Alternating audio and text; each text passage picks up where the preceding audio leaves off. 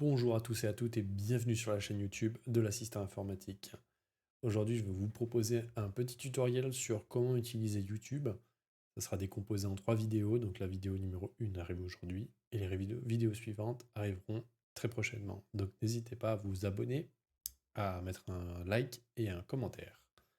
Aujourd'hui, dans cette vidéo, on va parler de l'interface de YouTube lors de la lecture d'une vidéo. Donc, il y a plein de choses qu'on ne sait pas forcément, que vous ne savez pas forcément, que je vais essayer de vous apprendre aujourd'hui. Et on va essayer de faire une vidéo qui n'est pas trop longue. Voilà. Donc, je vais commencer par partager mon écran. Hop. Alors, partageons l'écran.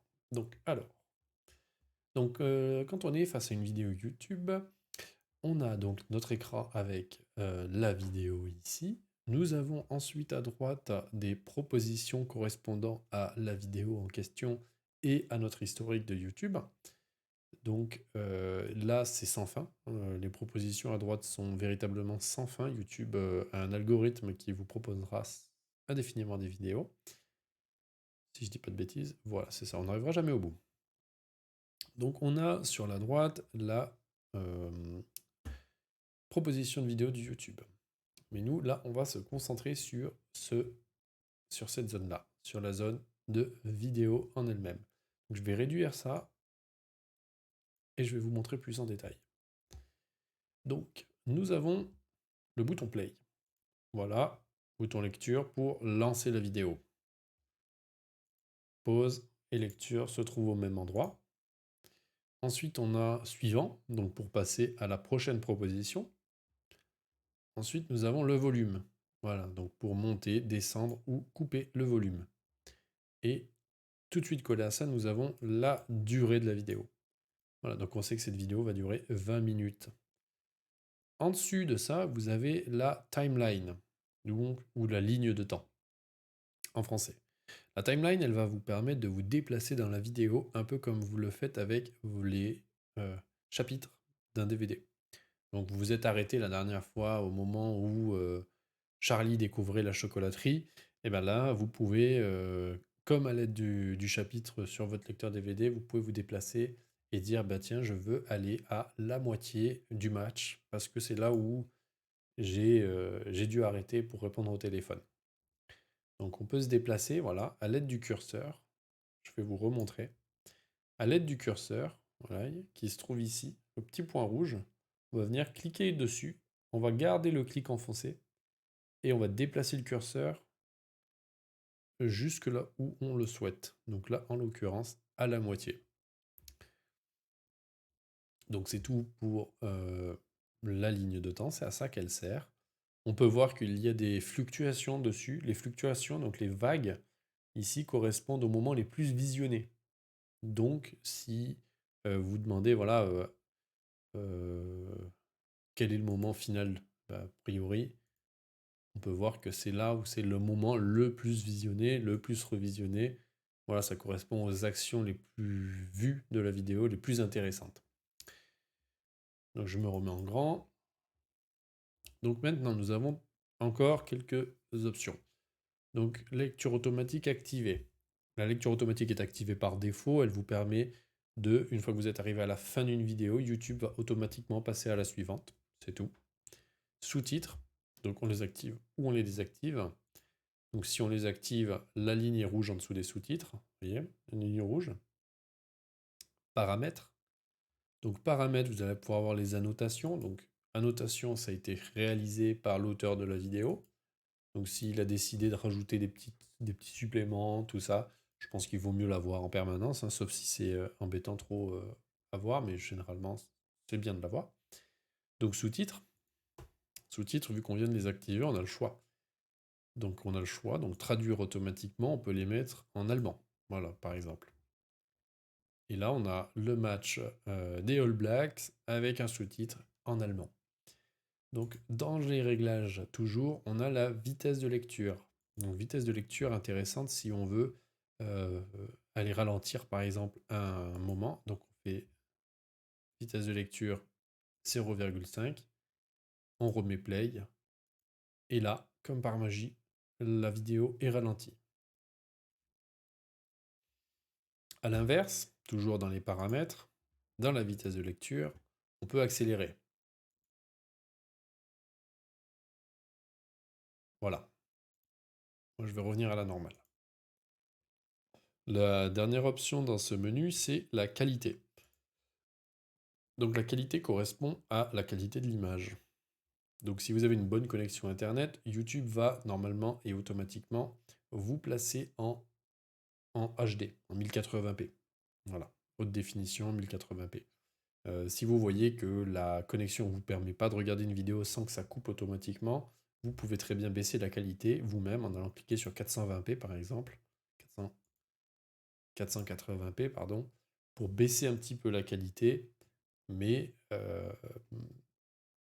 avoir moins de problèmes de connexion Internet. Donc, suivant, nous avons lecteur réduit. Lecteur réduit qui vous permet de continuer de regarder une vidéo tout en naviguant sur YouTube.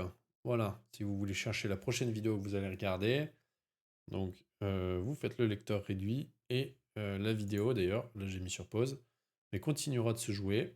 Donc vous pouvez toujours continuer de la regarder en allant chercher autre chose. Si vous avez décidé de finalement rester sur la même vidéo, vous n'allez cliquer nulle part ailleurs, vous pouvez à l'aide de la souris revenir cliquer sur agrandir ici, là, agrandir et